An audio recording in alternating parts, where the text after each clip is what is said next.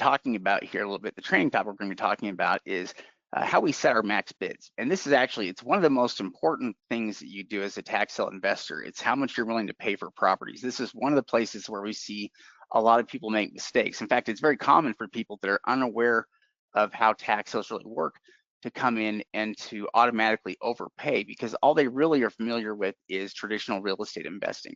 And this is not traditional real estate. We're coming in from the perspective as wholesalers, essentially. That's what the county is doing for us. They're selling it to us, with clouded titles, essentially, so that they can sell the properties off and not have any responsibility necessarily with the properties.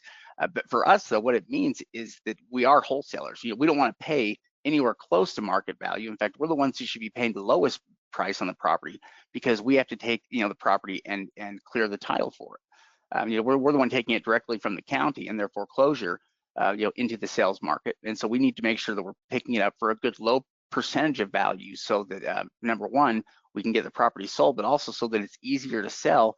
And ideally, when we sell it, the person that we sell it to could also be an investor, and they can also make money on it. That's essentially why we need to be able to pick it up for wholesale pricing, is because who we're going to sell it to is most likely going to be an investor as well.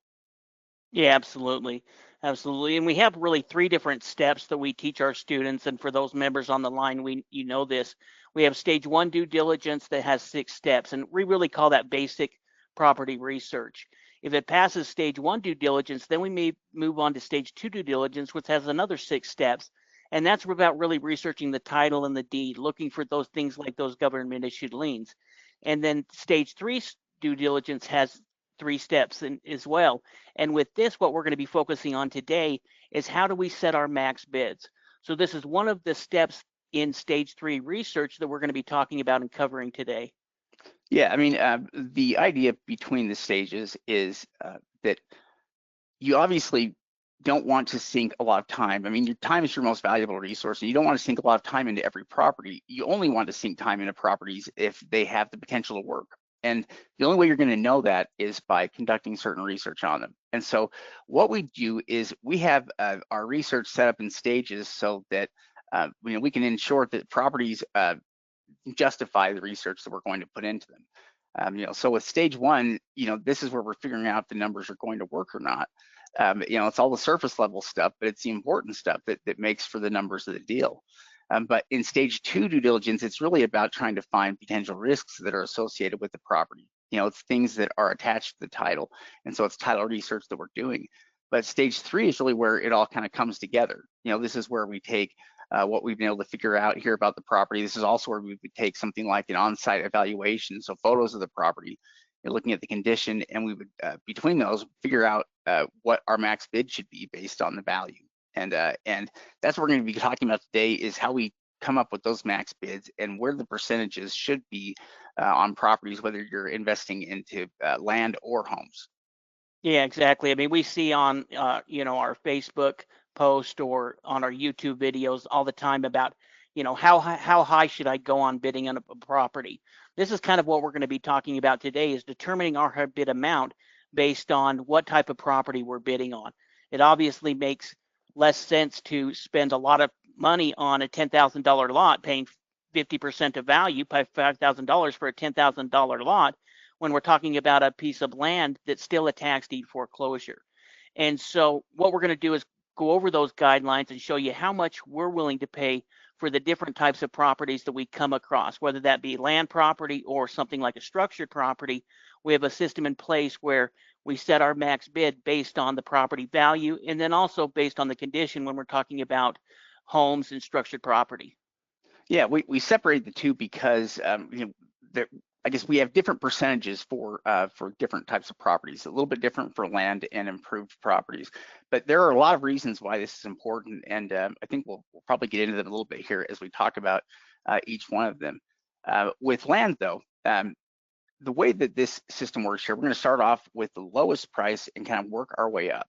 And we do that because, again, we want everyone to kind of understand the percentages that we're going to be working at and where we'll start at with a lot of properties. So if land is valued at less than $10,000 or up to $10,000, we're generally trying to get that property for close to 10 cents on the dollar. 5 to 15 cent is what we could say here. But really we're trying to get 5 cents, maybe 10 cents on the dollar is what we're going to be looking at, and is really what makes for a better deal. This property in the example is a good example of it. Property costs $340, is valued at about 8,000. That's a good example of a wholesale deal and a property, that is picked up for about 5% or under 5% of its value. Yeah, exactly. And one thing we probably should clarify when we talk about wholesale value, when we talk about wholesale value, the terminology of what that means has changed since me and Shade first got started. When we talked about wholesale back when we first got started, it was about buying a property for cheap, turning around and selling it for cheap, but still making a good potential profit. So buy a property for $1,000 that's worth 12 grand, sell it for 6 grand, keep that difference. Now the word wholesale means for a lot of people doing what's called paper flips, getting contracts and then reselling that property.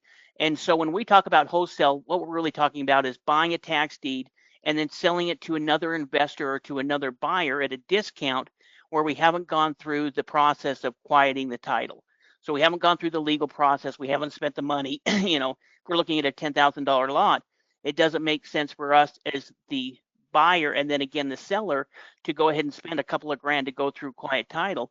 It makes more sense for us to sell that to somebody who wants to hold on to the property, maybe as an investment, or maybe to eventually build on it. And then if they want to go through quiet title, they can after they purchased it, but we are essentially giving it to them for a discount because we're selling it as is.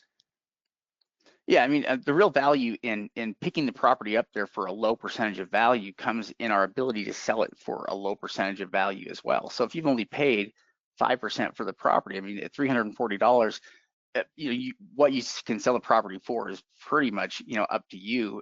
But it wouldn't be hard to get a sell here in this deal. I mean, obviously anything over $500, would be profitable for you. It's just a matter of how profitable you want to be.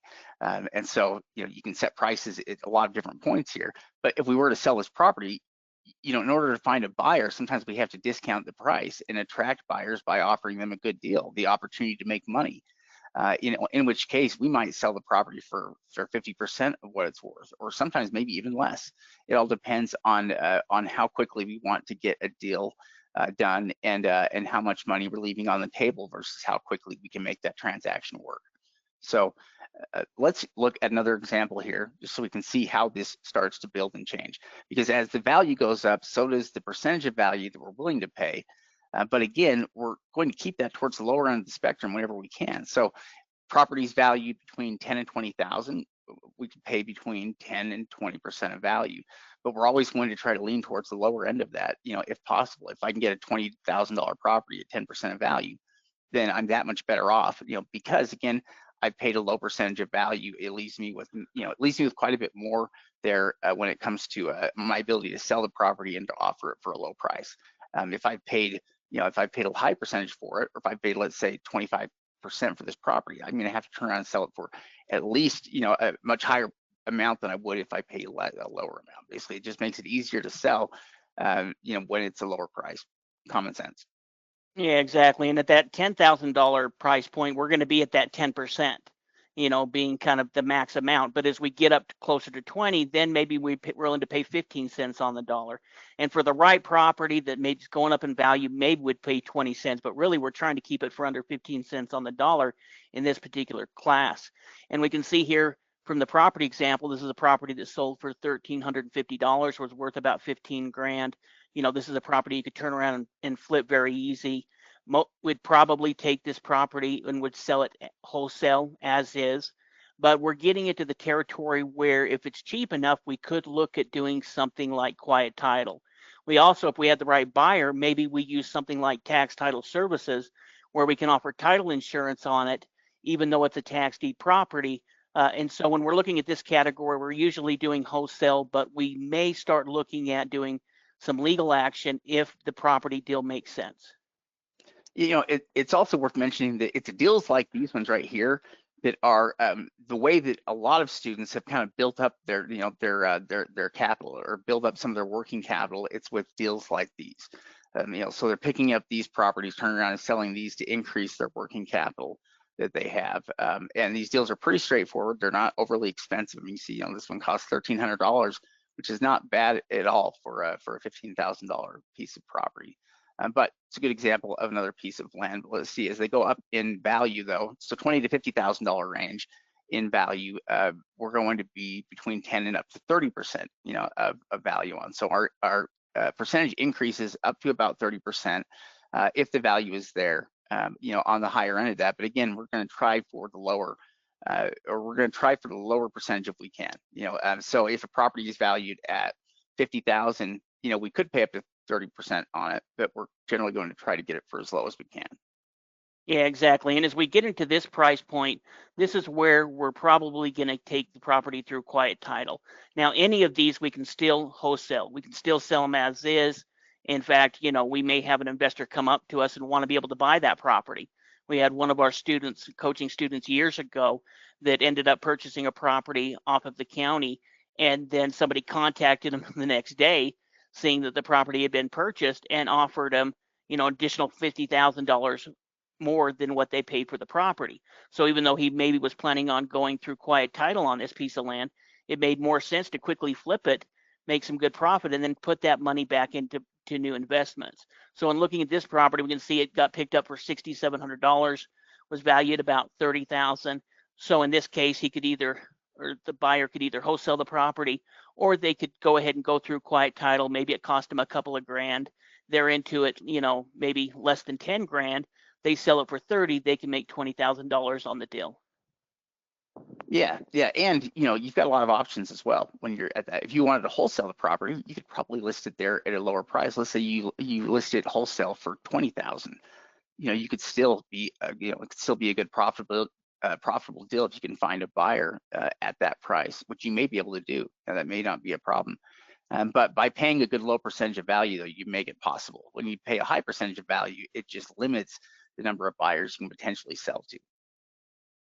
As we get up to the properties class 4, so this would be pieces of land valued between 50 to 100,000, our percentage jumps up to 40%, that we could pay as a maximum bid. So properties valued at 100,000, we could pay upwards of 40,000, but obviously we're trying to get it for less if we can.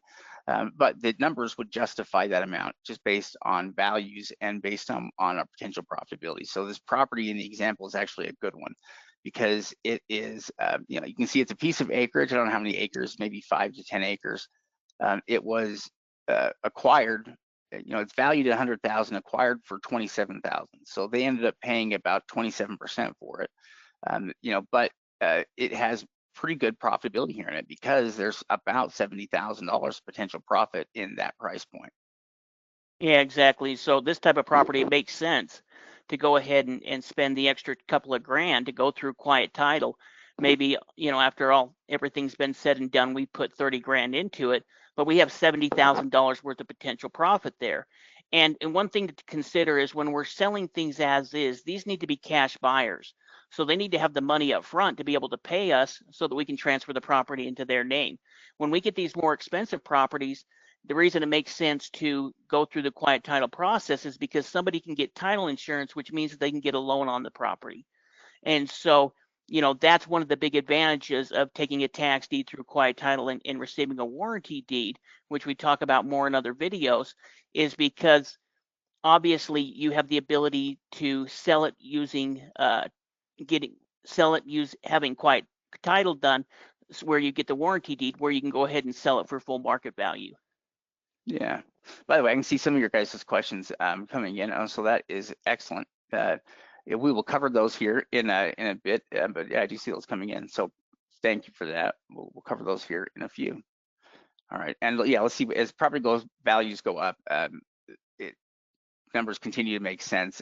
Over 100,000, the number jumps up to 50% of value. Because again, there's more potential profitability there. The numbers can work if we're going to pay up to that amount. And this example is a good one to show those numbers. So we have a property here that's valued at about 120,000 that was acquired for 46,000, which leaves a potential profit there of about $70,000. roughly give or take some. But this is a great example of the kind of property, because this is probably one that we would take through quiet title, to sell for full market, just because there's no reason to leave that much money on the table. And property acreage like this also shouldn't be too hard to sell, especially when you've paid a lower percentage of value like this, so you have flexibility on your prices. A lot of people that own land don't really have all that much flexibility on their pricing, because they may have paid full price for the property. So we're in that unique position of paying low percentages of value, enabling us to sell it for a lot less than anybody else can. Yeah, in fact, I think that more money can be made in class 3 through 5 of land than even in structured properties, homes, things like that, because we don't have to worry about the rehab component.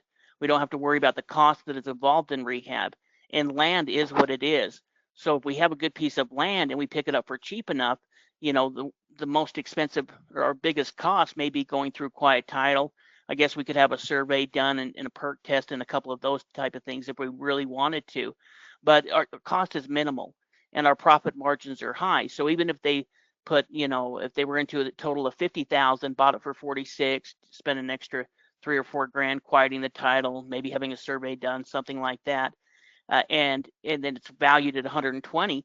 Even if they sold it for 100,000, they're still making, $50,000 profit on that deal, and can put that money into more deals.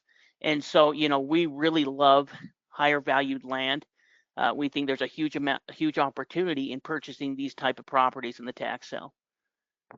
Well, and the one thing that you don't get with higher, with land like this, is you don't get improvement costs. You don't get, misevaluations on what's wrong with the property. You don't get missed, you don't miss things with the condition that can cost you a lot of money. The things that can cost you money are generally things that are just going to increase your profitability, like like going through quiet title action there, or getting surveys done on the property, or simple things like that. With land, tend to make the property more profitable. It's different than the way that it is with improved properties, where if you get the wrong idea about the condition of a property and you pay too much for it, you could find yourself literally in a situation where it's hard to get rid of, where it's hard to find a buyer at the price point that you're at. And that's why land really is a bigger risk for investors than, homes are a bigger risk to investors than land any day, just because of that potential for repair. And because we're trying to base the condition of the property on what we can see, and hopefully off of current images. But if not current images, it's really easy to make that mistake as well. Yeah, exactly. So that's kind of how we look at land. Even that 50 cents on the dollar, that would really have to be the prime piece of land that's in an area that's really going up in value, or is really a hot market. Otherwise, we're usually going to be trying to get it for under 30 cents on the dollar, 35 cents on the dollar for the top properties. But there is a lot of potential. Next, we're going to talk about structured properties. And when we're talking about structured properties, this can include homes, condominiums, commercial properties, anything that essentially has a structure on it. But it's so important when we're looking at structured properties to evaluate the condition. The condition is going to be so important in setting our max bid amount. Yeah, it's especially important with tax sale properties, because usually when we're looking at tax sale properties, we're looking at them following the end of a redemption period. Okay, so in whatever state they happen to be in, they could have a redemption period ranges from 2 years, 3 years, 4 years. But with these tax sale properties specifically, they don't get foreclosed on until they've had all of that time period, delinquent taxes basically, and waited out. In other words, the county can't take action on the property until the redemption period is passed.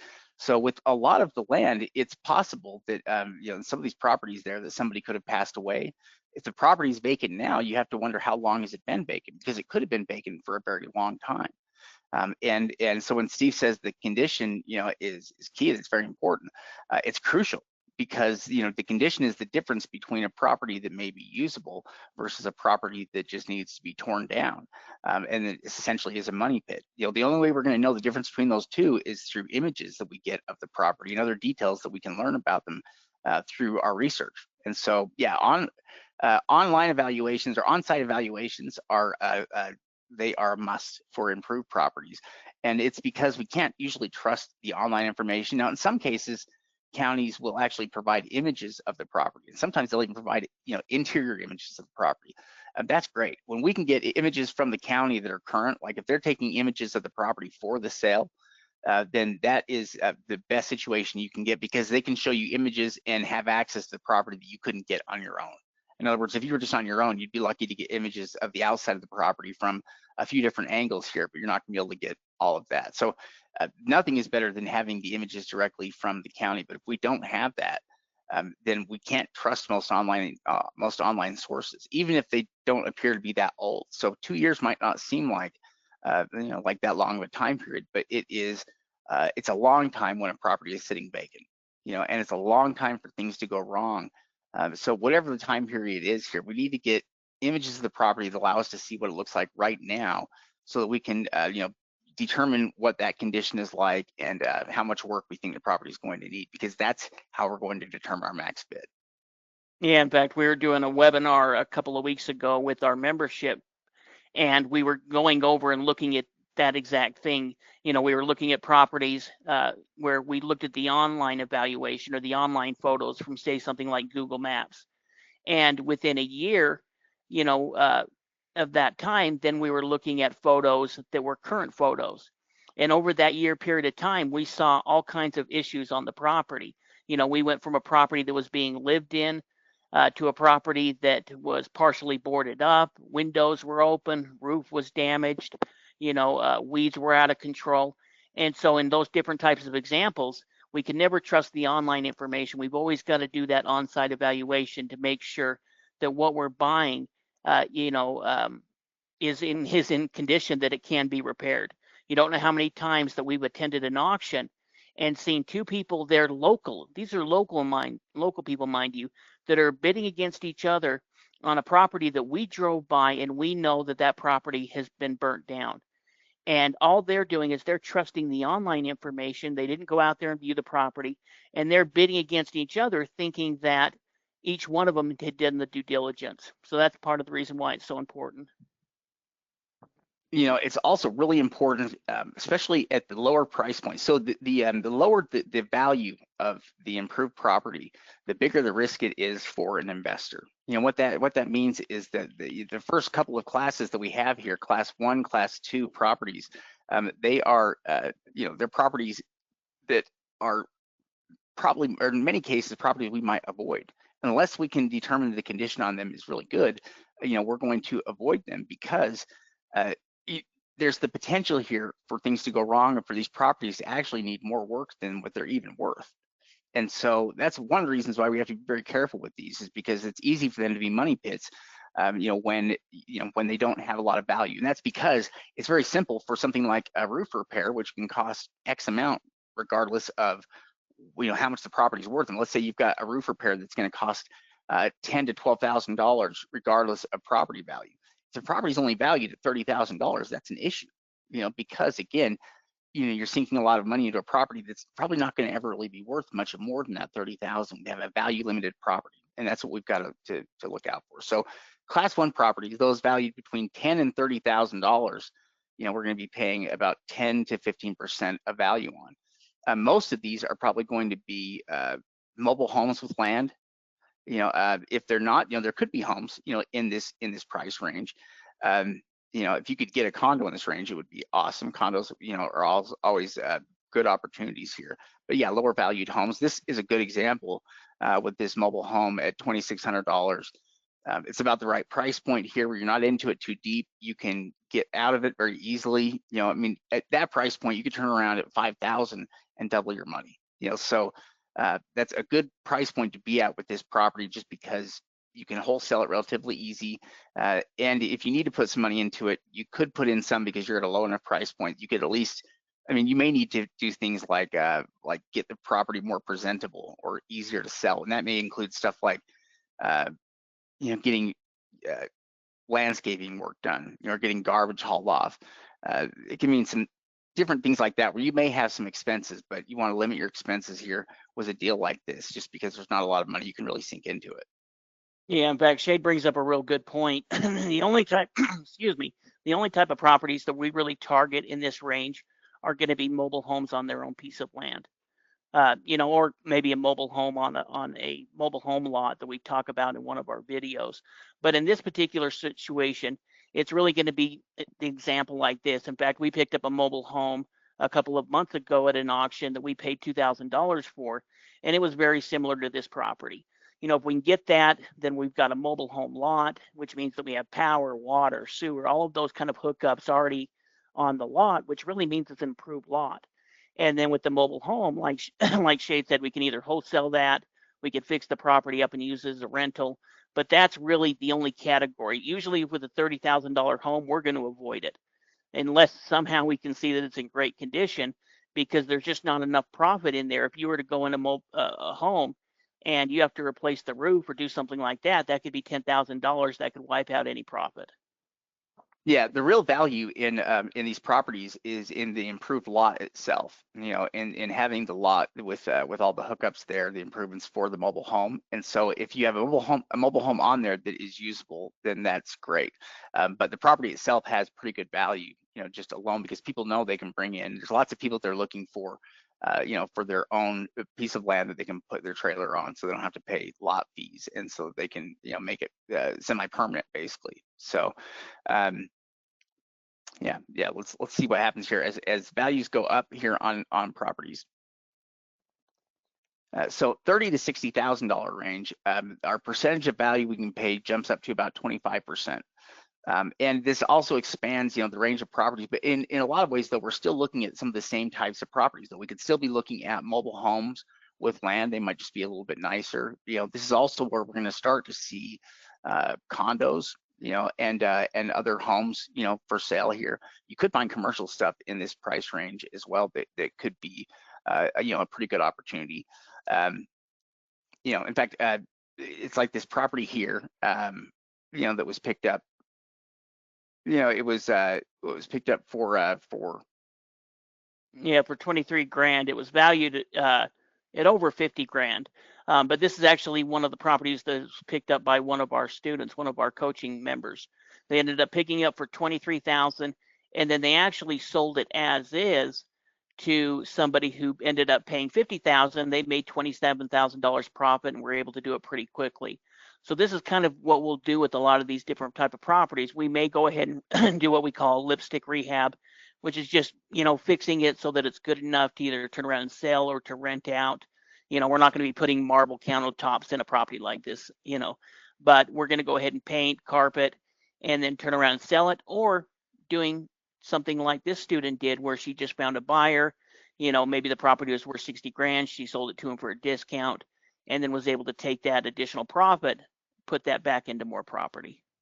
Yeah, I mean, the advantage that you have with this is people are always looking for, affordable housing, a place to live.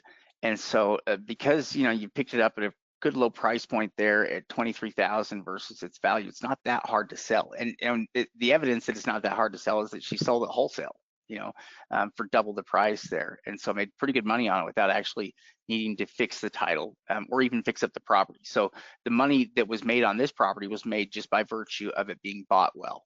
Being bought at a good low price, so they can turn around and sell it to another investor. And the investor that buys it will probably make money on it as well through the purchase. So it's one of the things we can offer to buyers that's nice. Yeah, when we talk about class 3, that's where we move up between $60,000 to $100,000 in value. So for class 3 properties, really we're looking to spend about 10 to 35% of the property's value. This can obviously include, some lower end condos, homes. We can get into some kind of commercial property within this category, industrial property. In fact, this is a pretty good example. This example is actually a couple of years old.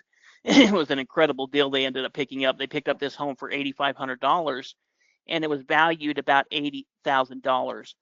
Now, actually, this property, since this deal was done, has actually pretty much doubled in value. So over the last couple of years, this property has gone up quite a bit, but they were renting this property out for $1,400 a month. This is probably one of the better deals that one of our students have purchased, because they were able to pay for the property within a matter of 6 months. And every single month since then, they've been building residual income. Plus, the property has gone up in value, which has doubled their overall profit. Yeah, I mean, yeah, that property is going to triple in value, before very long. It's just a great buy, in a good area there where values are going up. And so, yeah, a deal like this is very easy to sell, because it's highly desirable there, and the numbers work. As the value goes up, again, we can pay up to 45 or 50% on properties, but we don't do it with very many of them. In other words, if we're looking at a lot of properties there in an auction, it might take a bid of 50% to win that property, but it doesn't mean we're going to put a bid of 50% in, just because it's not always worth it. We don't want to win the property at that high of a price, especially if we have concerns about the condition or things that may be wrong with the property, because you could easily lose, a good chunk of money there with a few things being wrong at this price point. So, in other words, we might go up to as high as 45% of value on property. So, this property we're looking at here, could it be worth paying upwards of $45,000 for it? You could. I mean, reasons why we might pay a higher price point, would be if it's newer a little bit, so if it's not as old, or if there's signs that it's been recently remodeled or rehabbed, those are indications or reasons why we might be able to pay a little bit higher percentage of value. But if we don't see signs of that, then we're going to try to keep that percentage of value down as low as we can, just because we need that additional space if something does go wrong with the property. So we're better off trying to pick it up for 35% of value and losing it, than we are, paying 55% of value and winning it. Yeah, I completely agree with Shade. And one thing that we need to consider is those rehab costs. So, if we were looking at this particular example, and let's say that we saw that it was in worse condition, maybe the roof looked rough, the outside looked like it needed work, the yard was a mess, then would probably try to get that property for 10 to 20 cents on the dollar, because we know that there's going to be a lot of rehab cost involved with it. Looking at the way it is currently, it looks like the roof is okay.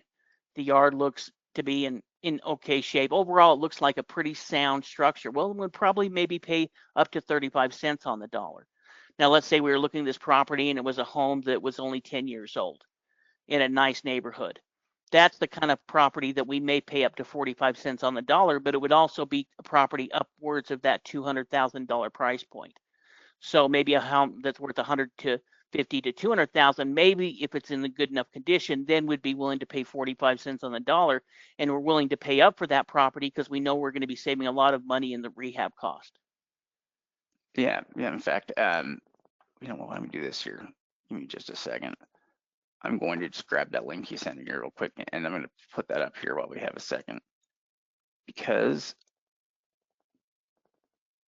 I don't want to leave people too long without that.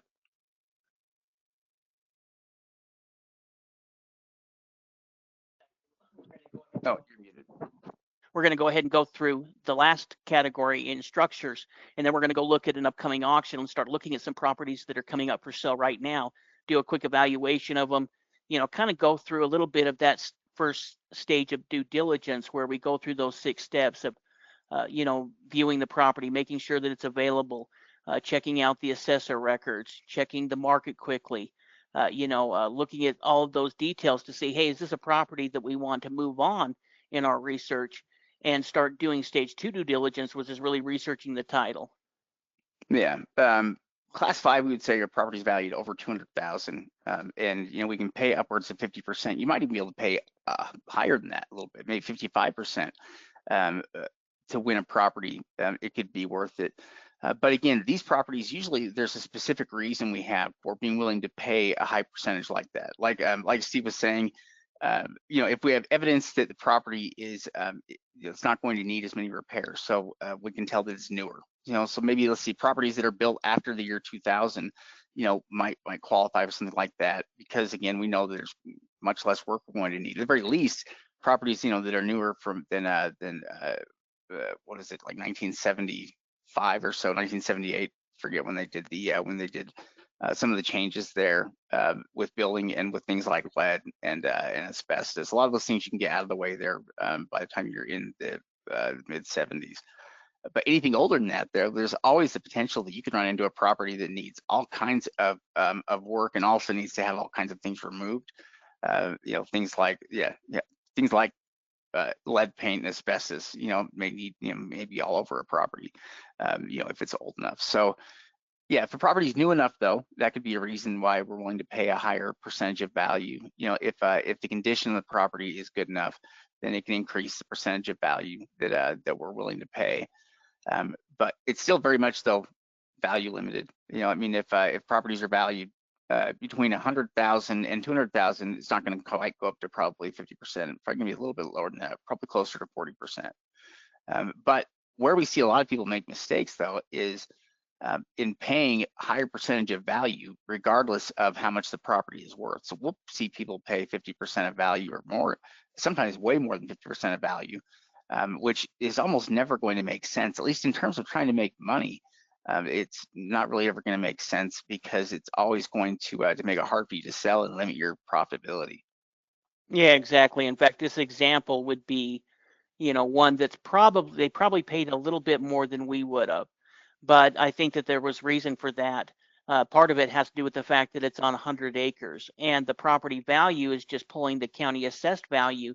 So we think that this property was probably worth an extra 50,000. It was probably closer to 275, 300 based on the land value. Many times the county on a big piece of land like this is going to tax the land at a lot lower rate, which means that they're going to have a lower assessed value. And so because of that, this property is probably worth 250 to 300. But even in there, you can see that they were willing to pay up because there was so much land involved. So even in this type of property, there's still $100,000 worth of potential profit, but that would be the very highest that we would ever go. And this one's probably higher than we would go, unless we did some real good research on that land to see how much big parcels of land like that are selling for. And also might even look into the possibility of subdividing it.